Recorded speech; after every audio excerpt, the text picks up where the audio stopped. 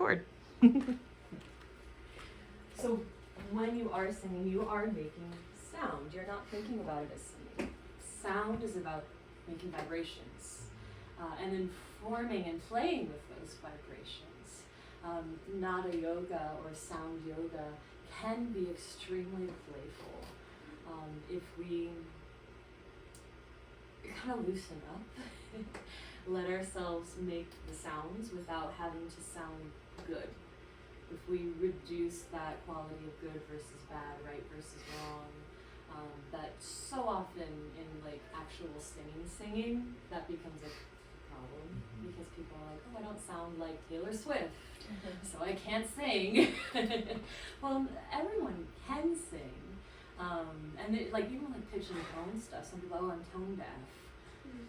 You can still make sounds, right?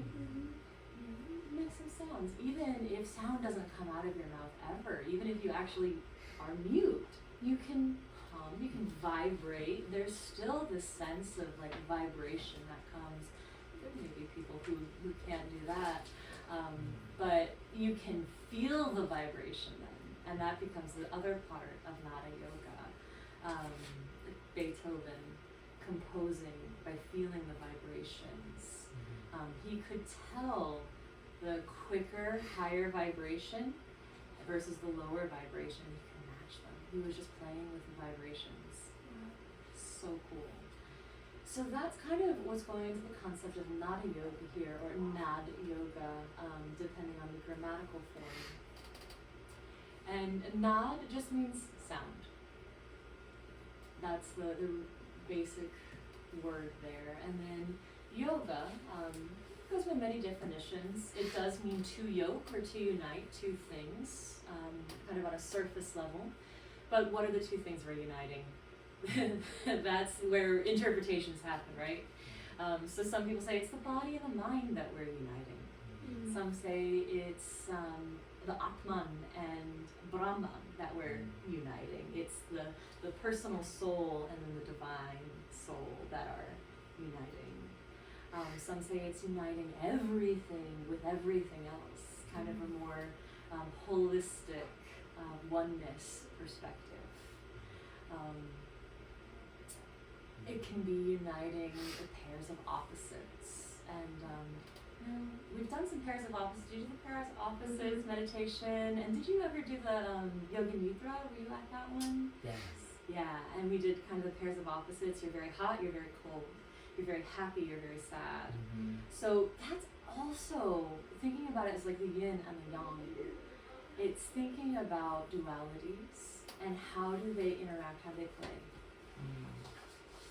With music, with sound, the play of dualities, the interaction of dualities it's everything. It's literally what that vibration actually is. It's if you stretch out a vibration of sound, the sound form, the waves that it makes, there are neutral points. There are points where there's this up and down, which means the vibration, it's like vibration and stillness, vibration and stillness, vibration and stillness, movement still, movement still.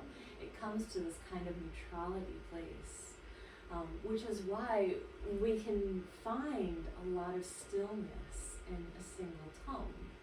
Om, for example.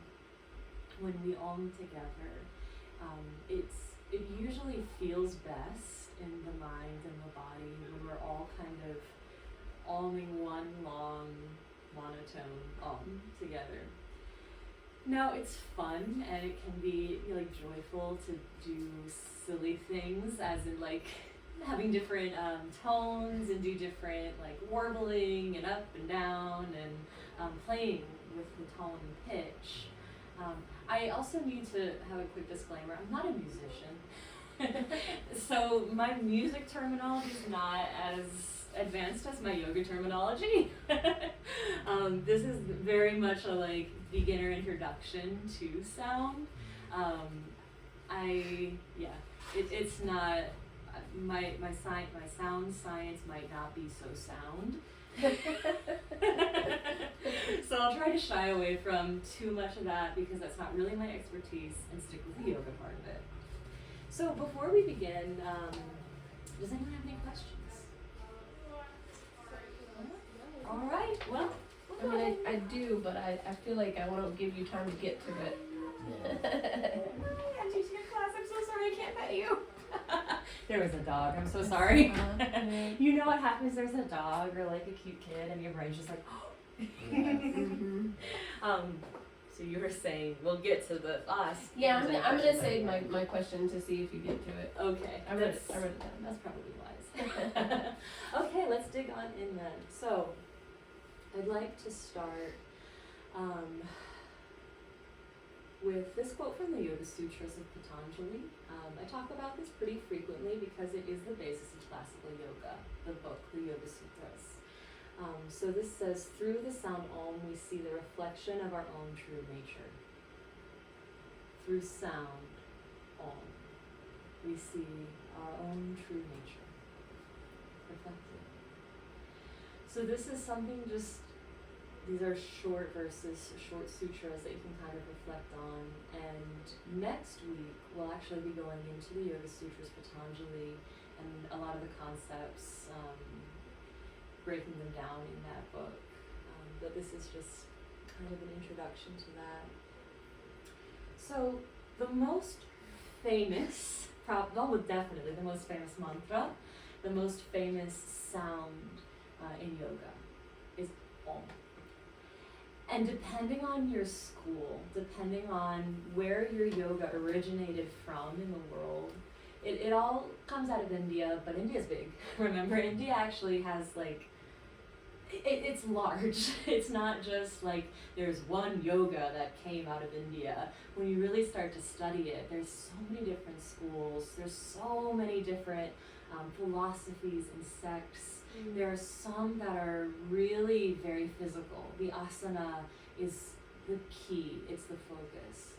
There are some where they may not even get down on the floor and do any postures. Usually they'll be on the floor, just culturally. Usually you will be on the floor, but you'll just be sitting in some different seats. So one thing that really does show up, because it's part of Sanskrit language, which is central to this practice, is Om. Now you see it in a couple different ways. Let me grab my laser pointer so I can be really pedantic about this. There we go. Yes. Okay. So what we see here, has anyone ever heard it Ong, O-N-G before? Ong? Mm-mm. That you'll probably find more if you dive into like Kundalini style yoga. That Ong came because this M with the dot underneath it that we see in the Roman letters that we use here, that M is not technically an M. There's another character in Sanskrit that goes Ma. This character actually goes, and it's this right here, that little dot, it goes Om. It's just a closing. It's in the nose. So it's that to really like overdo it. When you learn Sanskrit, you're always overdoing things, and then you like instead of well, we'll get to Sanskrit in another class because I knew I was gonna do this. I said I'm not gonna go into Sanskrit. We'll get into it in another class. But if you overdo it, that it does sound more like ong. So that's why, in especially Kundalini, they'll say Ong instead of Om to improve pronunciation. Now, when you're talking about Om, you can say Om with an M. It's kind of like the English pronunciation of it. It's perfectly fine. Technically, you can say like, we'll do a variety of asanas, right? And asana, S does not make something plural in Sanskrit. So that's not technically correct. But the word asana has been used so much in English, and within like English yoga teachers use it so much that you can pluralize it just like it's an English word, essentially. It's not a problem. So you can say Om, but when you actually chant it, when you use it, try to use the nasal sound there. You'll also see A-U-M spelled out sometimes.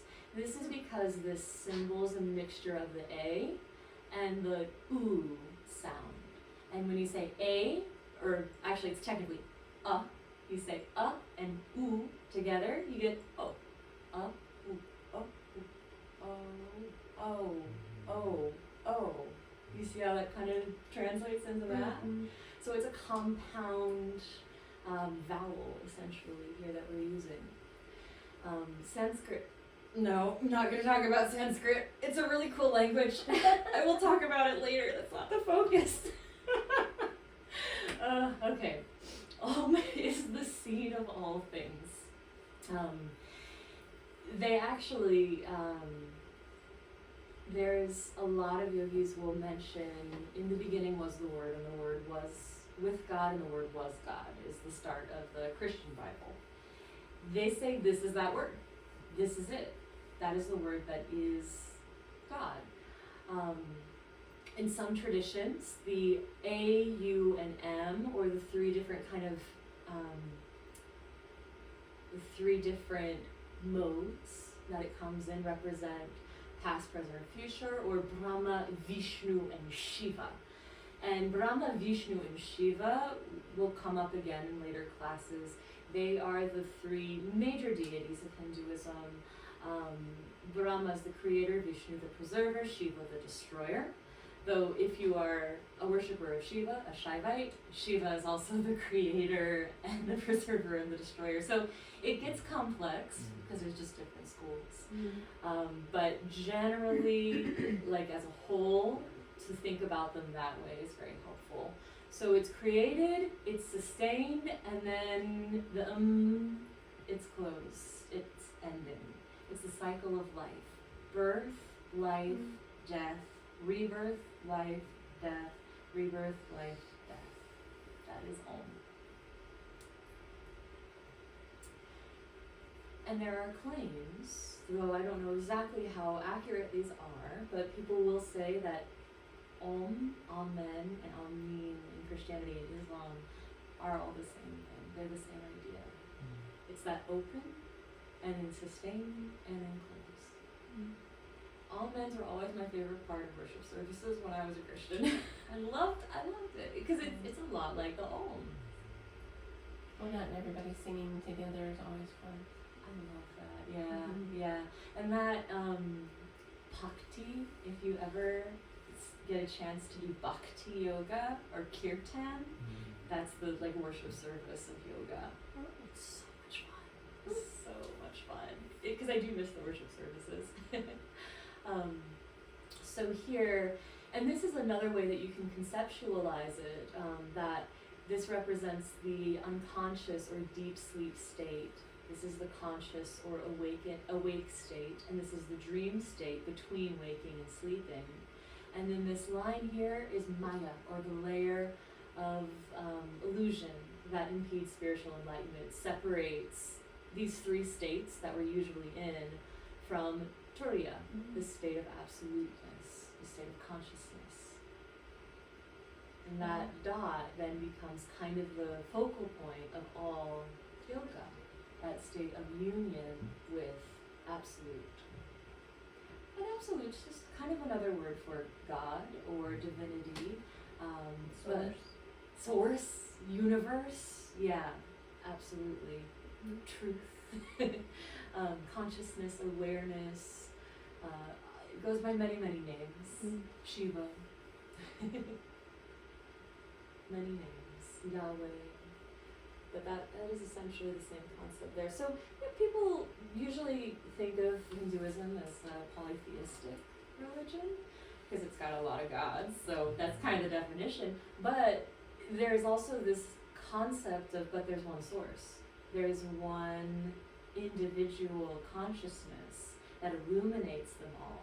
And that consciousness also illuminates all of us too.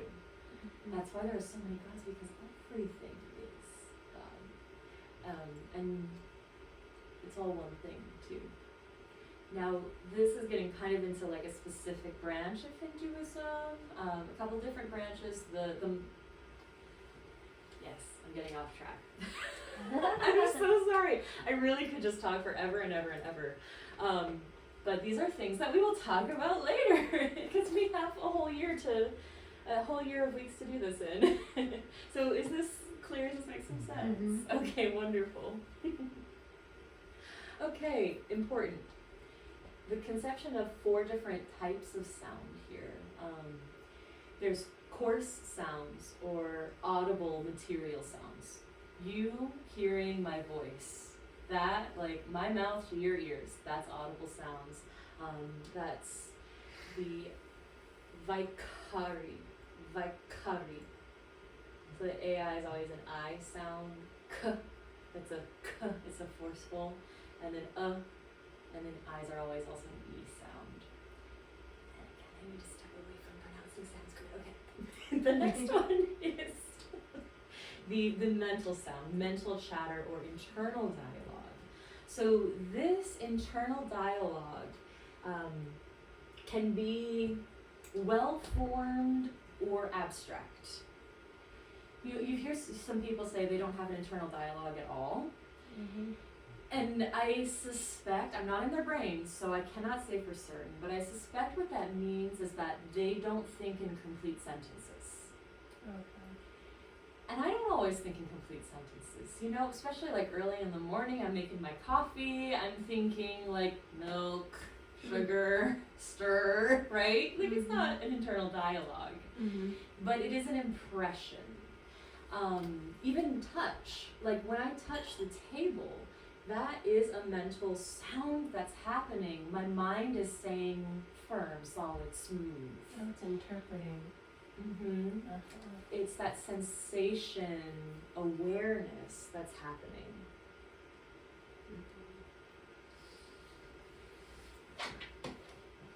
Madhyama.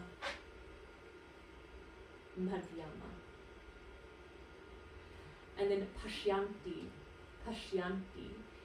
is the visualized sound of deep meditation, intuitive sound.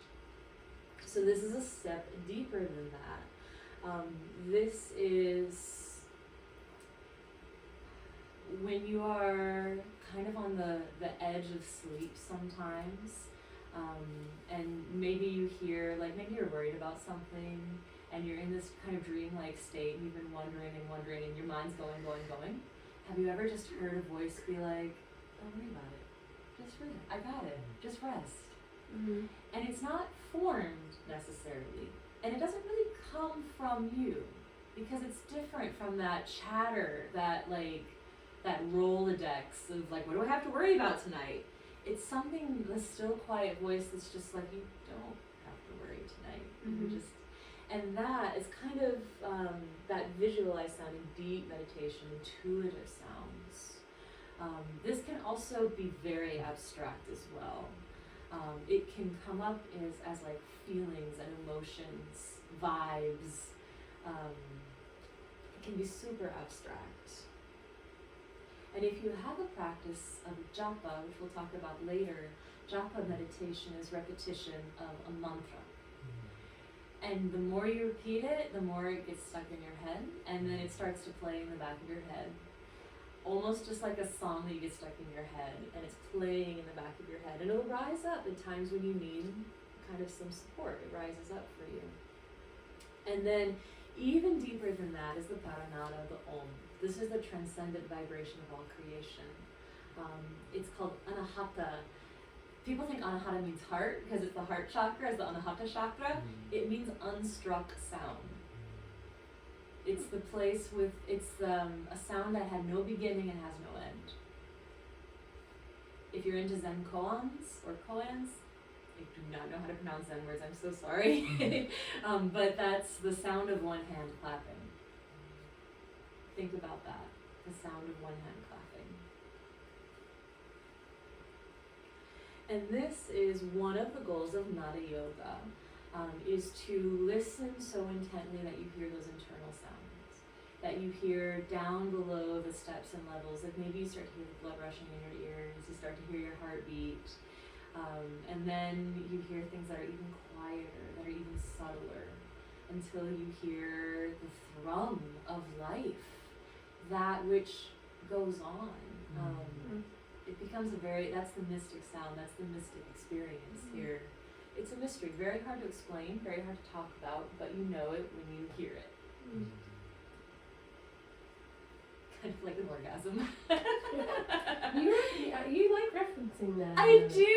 I know. I've been so vulgar lately. I don't know what's wrong with me. I mean, it's a universal understanding. So. Yeah, pretty much. For Yeah, most. for most people. Or it's not, and they don't know it. But when you know it, you know it. Right. Right. Yes. All right. So next we'll talk a little bit about techniques, and this runs the gamut of different ways we can engage with Melda Yoga, the yoga of sound. So listening to music, any music that's uplifting, typically without words, because words create meaning, which creates thoughts that are beyond sound. It just spirals in other directions. Ragas. I don't know if it's ragas or rogas, because I don't have the diacriticals on there. So nerdy, stop. Okay. But they're traditional songs. They use the sitar. I love sitar music. If you can find some good sitar music to listen to that just kind of like twanging sound can be really cleansing. Singing bowls are the same way. That sustained note creates a vibration, and the same with like different hertz, sometimes, what do they call those, the like alpha wave, beta wave thing you see on YouTube all the time, yeah, those things, and even like toning, so just going,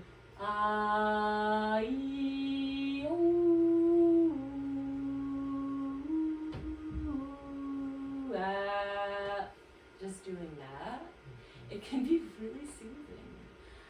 Cats purr in a similar way. The cat purrs and it's soothing, it's relaxing for them and for us.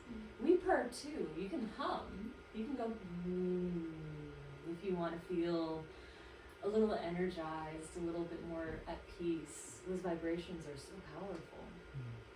The next is mantra japa, which we talked a little bit about. Now, people use words in different ways. I like to use mantra to represent a Sanskrit or Pali mantra. It's maybe Latin. I might throw Latin in there too. But if it's something that's like an established mantra, I think we call it mantra. If it's in English, I would call it an affirmation, generally. There are some overlaps, like things like I am. You can make a case that that's a mantra. But if you were to say like, I am a blissful and creative individual, that's an affirmation. There's a big, big difference. Because in that affirmation, you are becoming something in particular. In I am, you are simply being. You are coming closer to the root. And mantras are about tying your thoughts down to, and that when we go into it a little bit deeper, it's important, that difference. So not using like full complete sentences that are things that society wants us to do and to be. Not using that for mantra. Keeping that as affirmation jars. Did you know that? Someone's making affirmation jars that are affirmations in little mason jars. Oh, clever. That's so cute. But this is not that. This is different. But it's such a good pun. And japa, that is just the repetition of that. There's japa out loud, so you'd be saying Om Shanti, Om Shanti, Om Shanti, Om Shanti. And then there's internal japa, a japa or a japa, where you're saying in your mind. You couldn't hear that, but I could. But you're repeating it loudly in your own mind. The next is Brahmari Pranayama, which we'll practice a little today. This is also called the humming bee breath. And it's not my personal favorite, but some people love it so much. So I do teach it, and you might really like it. It's a lot, and I think I have a slide, so we'll go over it. But it's about that like vibration again, and hearing that internal vibration. And then there's that inner sound awareness, just listening for that inner sound. And this brings us to hearing versus listening. Hearing is the faculty of perceiving sounds.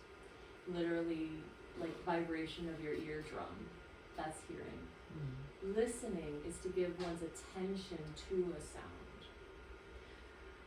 And I think this can also, you can kind of metaphorize it, and say that you can hear your own thoughts. But do you hear them or do you listen to them? If you're listening to your thoughts, how is that different from hearing your thoughts? If you're listening to music, how is that different from hearing music? It's attention. It's awareness. So the listening is what kind of creates that little magic touch on sound. So deep listening, and you can even, when you're listening to someone speak, when you're in conversation with someone especially, practicing that deep listening beyond the words. So a good practice is to choose a few pieces of music and put them in a playlist, maybe like 10 minutes. Make sure that you're not going to get interrupted with advertisements, because that would be really disruptive of this practice. So make sure 10 uninterrupted minutes, and listen deeply to improve your intention on that sound. Try to like pick out an instrument and follow it. People who are musicians already are like, yeah, I always do that. Like, that's not a yoga practice. Yes, it is. You just didn't know. But if you're not a musician, it's harder. It definitely is a practice. I struggle with it because I'm not a musician myself. But when you can, like, you pick out the strings and you follow the strings for a little while, or you pick out the drum and you follow just the drum for a little while, it's a wonderful meditation. Next is the mantra japa. Mantra means mind protection. Mantra, protection. Syllable word or several words in Sanskrit that may embody an abstract concept, feeling, or deity. And it may be alive if it's transmitted by a teacher for whom it is alive. This is referencing mantra initiations. Have you ever heard of mantra initiations? It's a lineage thing. It's about like teacher to teacher to teacher, things being passed down for thousands of years. It comes from oral traditions, ancient traditions, where you don't receive a mantra out of a book. You are given it by your teacher privately when you're ready for you specifically.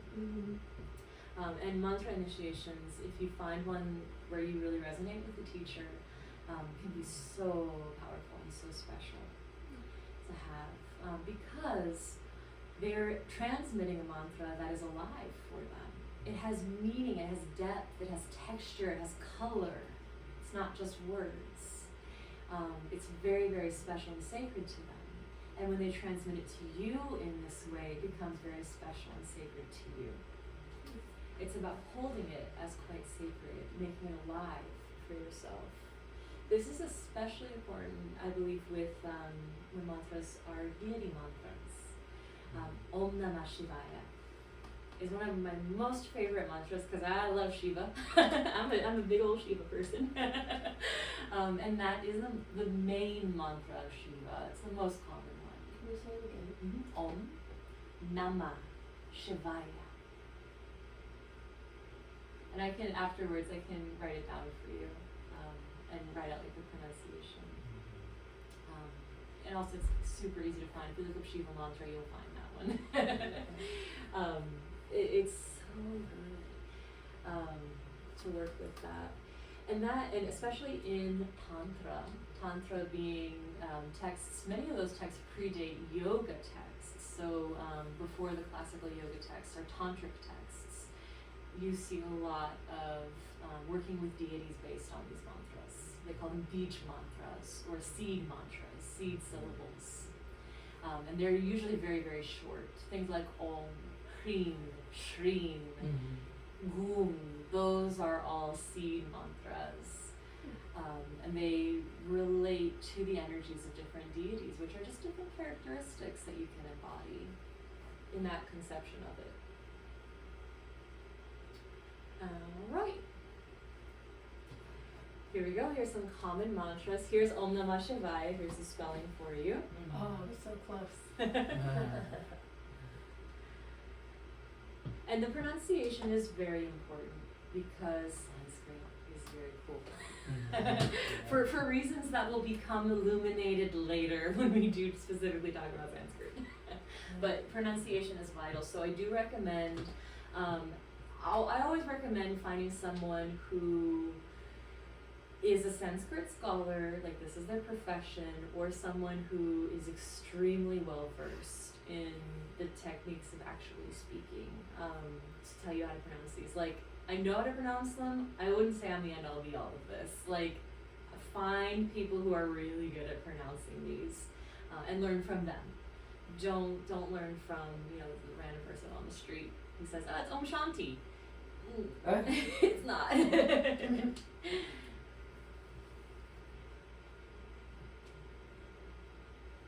And with the beauty of the internet is that you can find people who this is their mantra. They've been saying this their whole life, and they'll be like, this is definitely how you say it, and you know that you can trust that at that point. I also threw in Om Mani Padme Hum, because this one is so popular. It is the Tibetan Buddhism mantra. And it is beautiful. It has to do with Mani is the gem, Padme is the lotus, and Hom kind of reflects Om. So it's the growing of the gem of the lotus, of liberation, of enlightenment. It's so beautiful. And it's technically Tibetan Buddhism that one comes out of. What does Padme mean? Lotus. I've seen that as a girl's name. Yeah, very popular girl's name. Yeah. Yeah. Kamala also means lotus. Does it? Uh-huh. Yeah. That's beautiful. Yeah.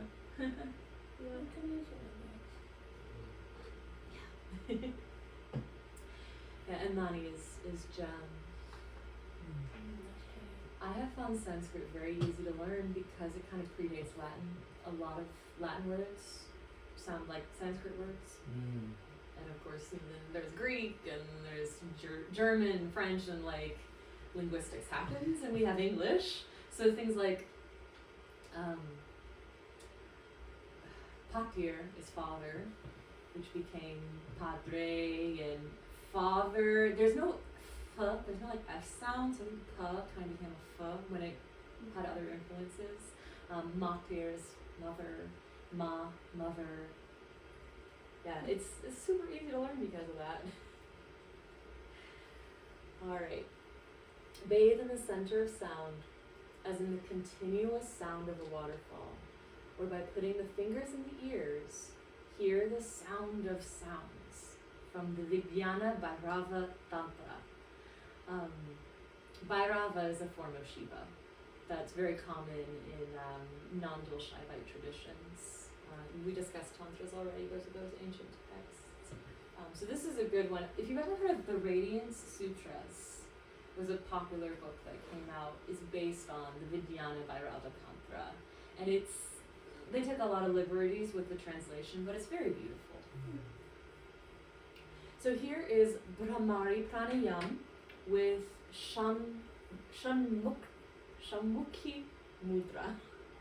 I do not like doing Shanmukhi Mudra, especially when there's pollen about, because then I just get pollen in my eyes. But I probably shouldn't introduce something that I'm teaching. It's like, I don't like to do this. But I'm just being honest with y'all.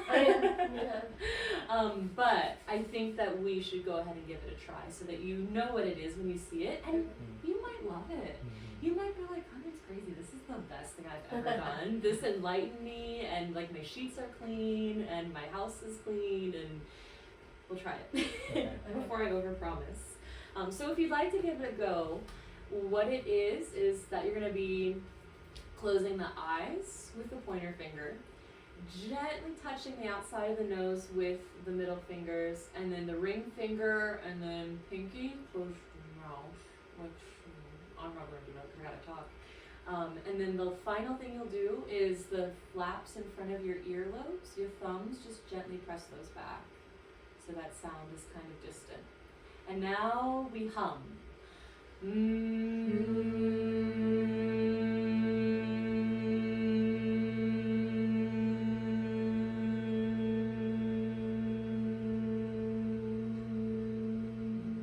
Take a breath in again.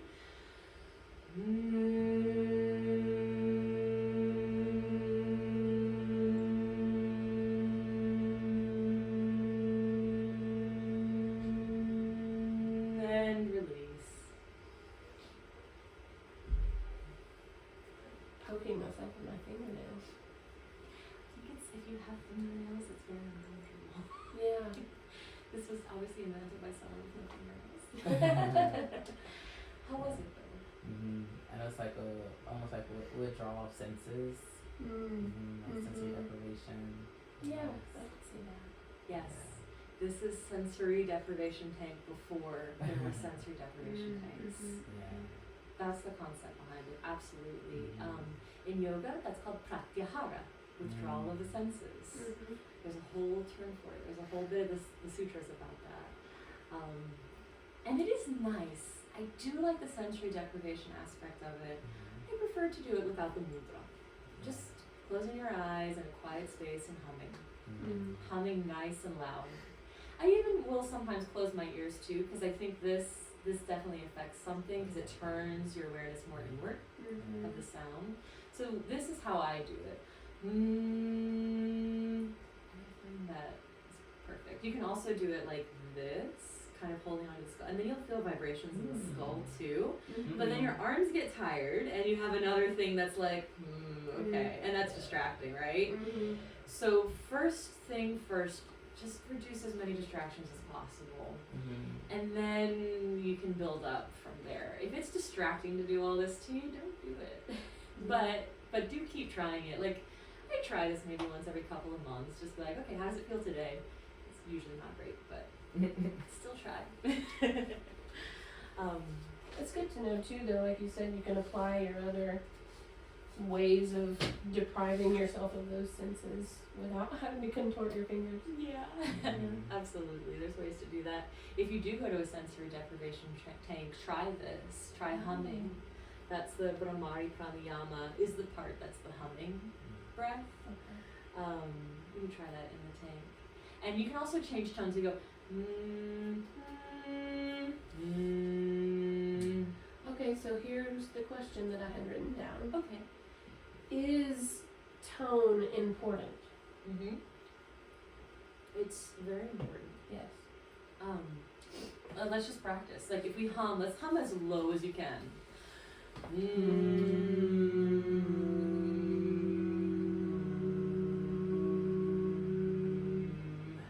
Where do you feel that in your body? Like right here. Yeah. That's where I feel it too. It's like mooing. It's like guttural. It's like if you had a long day, this is what you do. To kind of like really like you're digging deep. You're releasing the gunk. You're like, whoa, right? Now go as high as we can.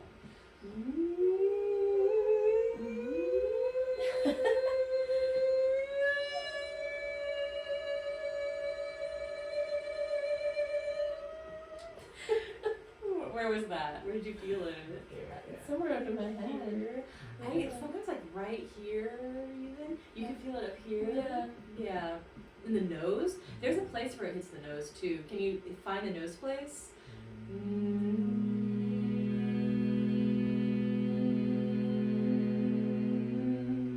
That was so lovely. It was like harmonized.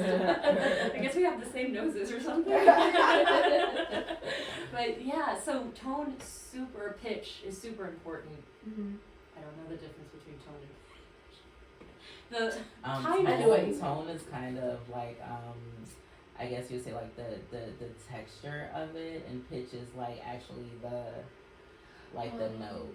So tone being like the strength of the sound. The tone, yeah, like kind of how you would like a characteristic of the sound. Your tone, yeah, like why you talk to me in that tone? Like you need the quality of the sound. Like the quality of it, Okay. and pitch is the actual. Got it. We are talking pitch then. Okay. Thank you. I appreciate you knowing what you're talking about. Oh man, we can't know it all. We should know it all. Well, so why are they? How do they affect the practice differently based on the pitch? It's something. It's very personal. So it's something that you'll find out. Like, you've grown after a long day. If you go really high up into the head, this is when you start vibrating the higher chakra areas. When you work with chakras. Raising energy, high vibes, things like that. It is more, there's more, you raise energy the higher you go, and the lower you go, you diffuse energy. Okay. So after a long, busy day, that's why you groan. But children, when they're playing, they squeal, right? They do. My Yes. gosh, yeah, They like sure someone's do. killed, like yeah, they're running from a it's like, Yeah. oh my God, what's happening Good over for there? them that they can do that. Yeah. I wish I could. Even when I speak, if I'm talking in low tones like this, I'm trying to calm you down, put you to sleep. But if I start talking like this, I'm really excited. Yeah. And I want to get you excited about this Yeah. too. Aren't you excited? I'm so excited. Yeah. That makes sense if you imagine it as waves, Yes. right? Yes. Mhm. Yes. Mhm. Big As they get long waves. faster. Yes, they do. And smaller as they get higher. Yeah. So yeah, it does definitely change the outcome. Okay. But Very you good decide question. then whatever you're feeling is what you need to be focused on, Yes. or wherever you're focused. Yes. Okay. It's very, very intuitive at that point. You're essentially like, what kind of sound would make whatever I'm feeling now feel good, like feel better. Yeah. And that could be enhancing a good feeling. That could be balancing out a bad feeling that you don't want. That could be sitting with a bad feeling, wailing, like crying sometimes. Sometimes you want to work yourself up a little bit. Mm-hmm. So there is kind of this play. There's a lot of research saying that if you are in a heightened state, like if you're angry or if you're extremely sad, that you shouldn't play into that. That playing into that or making it more so is dysregulating, and it's not helpful. There's a lot of science that says that that's true, that kind of denies the catharsis effect, essentially. So I don't usually recommend that just because it's kind of not good science, catharsis. But I also don't want to tell people what to do with their lives. If you like catharsis and if you think it works for you, who am I to say? I'm not you. So yeah, just something to consider there. So we did. Yes. This is what we're gonna do next. Oh, perfect. We've got perfect timing here.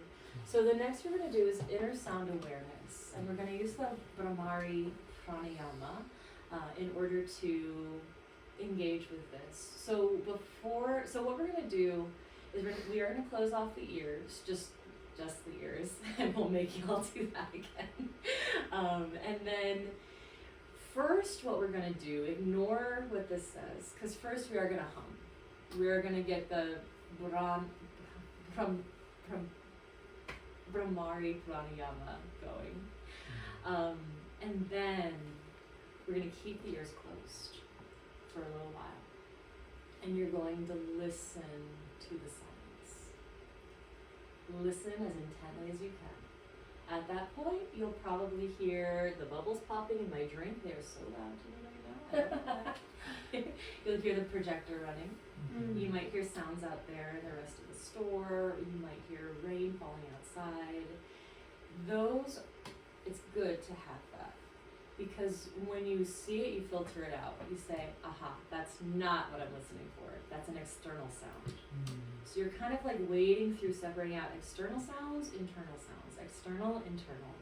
And then once you got these are my internal sounds, maybe it's like, this is blood rushing in my ears. This is the sound of my breath, etc. And then you're like, okay, these are, I hate the word gross, material internal sounds, audible internal sounds. What's beyond that? So what you're doing is you're seeking the subtle sounds. This would be the Pashanti that you had like on the first slide. Yes, yeah, I'll go back to that slide. Yes, we're slowly stepping back. So the coarse sounds you're going to hear, like the breath in your nose, essentially, and then the mental sounds, you might have like thoughts and stuff that start to arise. You probably will. You consider those just sounds. They're just noise. Even the thoughts are just noise. So step beyond, find and dig. And because you're going to be so focused on looking for the sound, you probably actually won't have too much mental chatter because your mind will be focused on this task. It'll be chewing. So the mental chatter you'll likely see that it's not a big problem because you're staying concentrated. As long as you stay concentrated, you won't have that problem. And then if you do have that problem, it's fine. Just like remind yourself, oh right, we're doing this now. Let's get back to this. Mm-hmm. Does that make some sense? Mm-hmm. Cool. Let's go ahead and practice then. So we'll close the ears and close the eyes. And we'll just do What? one. I'll speak a little louder now. And so we'll do one big hum together, any pitch.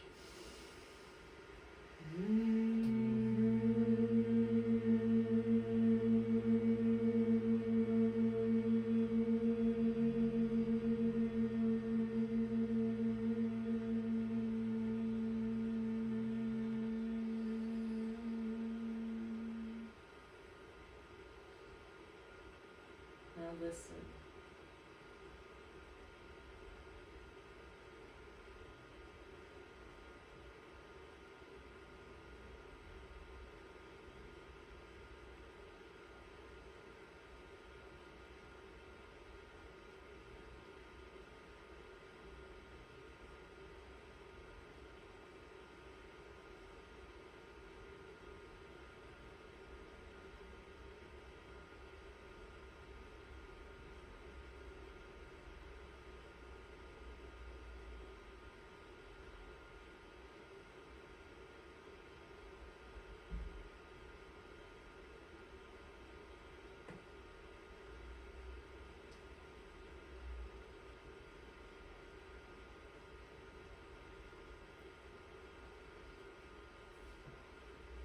Okay. How was that experience? Definitely had mental chatter. Okay. Yeah, okay. It's like I mean, I'm also ADHD, so I was getting a little distracted, but it helped actually to focus on the sound, to have something to focus on. Like bouncing from sound to sound. Mhm. That's really the first stage. You're just like hearing sound. Still hearing a sound. Yeah, we're still hearing a sound. Just reminding yourself of that. That's the first step. This is the kind of practice that, like, you're not going to get it the first time. You won't get it the 108th time. You won't get it the 1000th time, probably, unless you've had, like, millions of lifetimes in the past and you were a great yogi, and maybe then you'll get it quickly. But most of us, this is a years-long practice that you come back to occasionally, try a little bit, and then one day, you hear it. It's there. Yeah. And it sneaks up on you all of a sudden. You know, you're not expecting it. You're like, oh, I heard it. And then you're like, you lose it. And you're like, how can I get back to that? And then you spend years and years and years being like, how do I get back to that? That's the cycle. That's the cycle, always. So, how was that for you? It was good. I definitely had the mental chatter. But then it was, I kept like hearing something pop. It sounded like something was so loud. It kind of freaked me out a little bit. Like it sounded like something was so loud next to me. I don't even know. Kept hearing something pop. I don't know. It was in something in my head. I don't know what was going on. Isn't this by any chance? Is it my very loud brain? I really doubt it. But it sounded. I had like a one pop. Maybe it was like my joints or like air pocket something in me. Yeah, it could be. I heard my finger joints kind of like shifting and moving. Yeah, maybe it was something like that. And it gets so loud. Yeah. I will admit this is. I'm not good at this. Nada yoga is not like the internal sound. Not my specialty. Super not good at it. But I wanted to share it with people because it does relate to what I do really like, and that's chanting. That aspect of it, I really enjoy. So we're going to do a little bit of that now, if that's okay with everyone. Okay. All right. So one of my favorite little tricks to do with this, and there's so many chants, there's so many mantras. I need to have a whole class on it sometime, I think. But what we're going to do today is Om in the round. So all we're going to do is chant Om together and try to stagger our breath. Was anyone in choir in high school with the breath? Like if you have to hold a long note, you like take a quick breath and then keep going and Yeah. then someone else. So we'll stagger our breaths a little bit. And yeah, it's not always perfect, but it will get into a rhythm and it'll be great. And we'll just keep going, and this will help immensely. This is a Shruti box, and it is like a harmonium, if you've ever heard of those before. But it's only one chord at a time. So it's a very, very simple, very, very cheap, a lot less expensive than a harmonium, for droning, for toning. So we'll have a tone. Well, what kind of box? Shruti. Shruti. Mhm. S-H-U-R-T-I. And Shruti means to hear. So it's very literal. It's the box which you hear. Okay, I gotta set this in such a way that it's kind of level. There we go. All right, it's built for playing on the floor. This will be fine. It's nice and level now. All right, so you can close the eyes down, lengthen the spine, let the tailbone drop into the floor, or the chair in this case. The feet stable and steady on the ground. Inhaling through the nose, just sigh once out the mouth.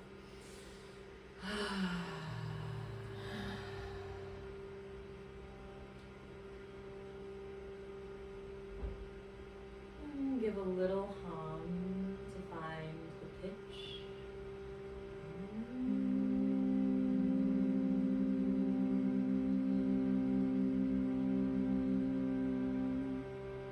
Then together we Om.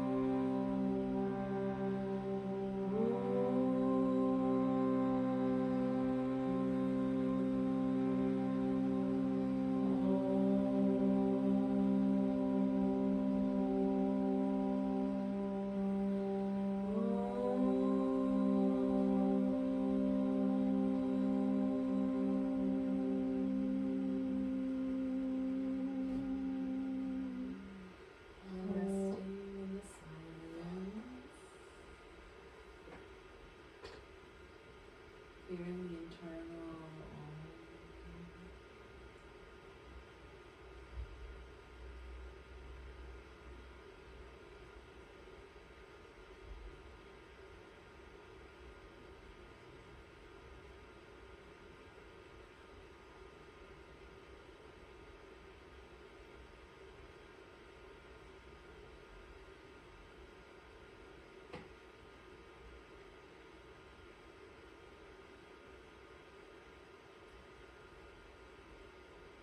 And slowly opening the eyes. Coming back. That was awesome. Good. So that is one of my favorite Maya yoga experiences. That's the vibrations. That's it. We talked about it for about an hour, and in the last 5 minutes you actually experienced it, right? A little bit. Yeah, anytime you can even just do Om on your own. Just going through that on your own. Humming, ahming, toning, vowels. E, I, O, always good to do. Okay, that brings us right up to 3 o'clock. So there will now be in this room meditation with Ken. Yes, which I forgot about, but I would love to do. Yeah. Are you gonna stay? Maybe so, Yeah, might well. Make a day of it, right? Yeah. All right. Next week, I should have left that up. Next week we are going to be talking about yogic lifestyle, the yamas or ethical considerations of yoga that come from the Yoga Sutras of Patanjali. The reason why the ethical considerations are important, even though they may sound a little boring, is because yoga really increases your power and your energy. And if you've practiced yoga for any amount of time and meditation, your concentration improves. You just simply get better at doing things in the world, at being in the world and working with it. And if you're not considering how to do that in a way that's helpful to other people and yourself, then obviously you can use that power for ill. So the reason why that's why the ethics come first is that we really want to consider, with great power comes great responsibility. What does that actually mean? So that's what we'll be discussing next week. There's no hard and dry answers. I'm very open about what the ethics part mean to you. I'm open for interpretation on those things because I think it's important that your values match what's really in your heart and you're not just pretending. So yes, that's next week. Awesome. Thank you all Thank you, so Carmen. much for Thank coming. you so much. It was That's a great. delight having y'all. And what was your name? Gina. Gina Alice. Hi, Nice Alex. to meet you. Nice to meet you too.